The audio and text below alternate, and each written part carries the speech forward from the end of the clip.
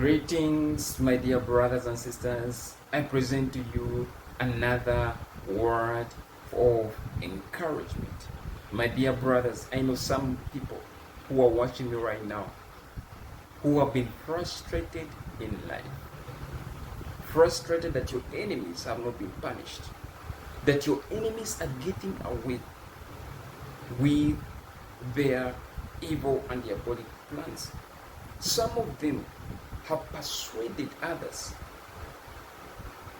to see that you fall down. Some of them have put false witnesses. They have staged a witness against you. False testimonies. But my brothers and sisters, you will overcome. You will be victorious.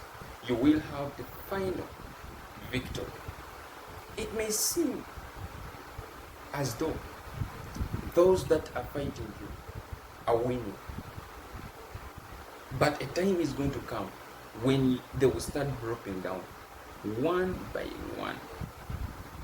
They will start dropping down. Whatever way they used to go to the top, they will drop down drastically. My brothers and sisters, today's word is, they are persuading multitudes to turn their backs on you. Your enemies are persuading multitudes. They are persuading people. They are persuading relatives. They are persuading families to turn their backs on you. Their main goal is to betray you. Their main goal is to destroy your life. Remember, the scripture says that the thief only comes to steal, kill, and destroy. That is his main goal. Steal, kill, and destroy. That is the main goal. So some of them are even close to you, or way even close to you. So be very careful who you walk with. I love the scripture that says, can two walk together unless they agree? Who is it that you have come in agreement with? Some of you have come in agreement with people through business deals at your workplace. You agree with their folly. Will you agree with their funny talk? Some of you have come into agreement in dreams. Do you know how powerful dreams are? Some of you have made covenants with a lot of evil people in dreams. So be very careful about your dream. Be very careful.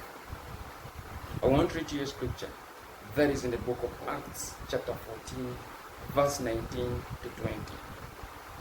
Acts, chapter 14, verse 19 to 20.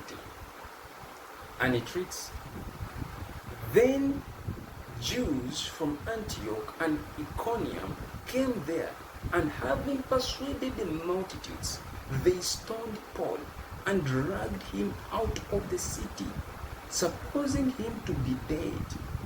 However, when the disciples gathered around him, he rose up and went into the city. And the next day he departed with Barnabas to Derbe. What a powerful scripture. That the word starts by saying, then Jews from Antioch and Iconium. These were Jews from two different places. Antioch, a very significant place, and Iconium. The Jews came and united. They came and united, and having persuaded the multitudes. Some of you people have been persuaded to speak false about you, to give a false witness in courts of law. Some of you know about it. Your friends have turned up against you. This was the case of Paul, that the Jews persuaded the multitudes. They stoned Paul and dragged him out of the city. Some of you, you have been stoned, not physically, take note, not physically, but in the spiritual. There are things that have been pronounced over your life. There are words that have been said about you on social media. The words that have been said about you in your company. Reports that have been written to bring you down. Now the scripture says, and they dragged him out of the city. Some of you people have dragged you out of the city. The state that you are in right now is not the first state that you were in. There is a state that you were in previously, that you ran away from that state because of situations that dragged you out of that state. There are cities that you ran away from, that you had to migrate away from because of the people there who were toxic, because of the environment, because of the financial situation, because of the location, because of the crime. People have dragged you out of the city.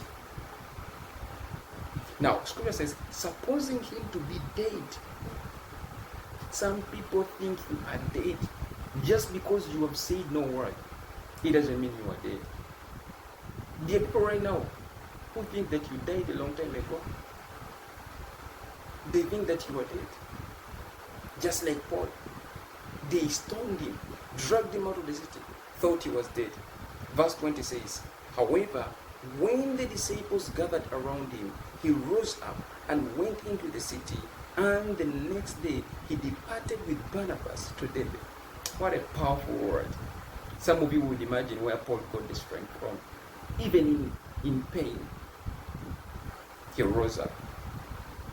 Scripture says, in him we move, live, and have our being. Your strength comes from God. Scripture says, however, when the disciples gathered, I don't know what the disciples spoke to Paul. They probably could have encouraged him. They spoke words of encouragement. They were praying for him. They prayed in the spirit. And healing was being administered. Even when Paul was down on the floor, healing was being administered. Some of you, you need this in your life, where someone can stand and pray with you, even in your current situation.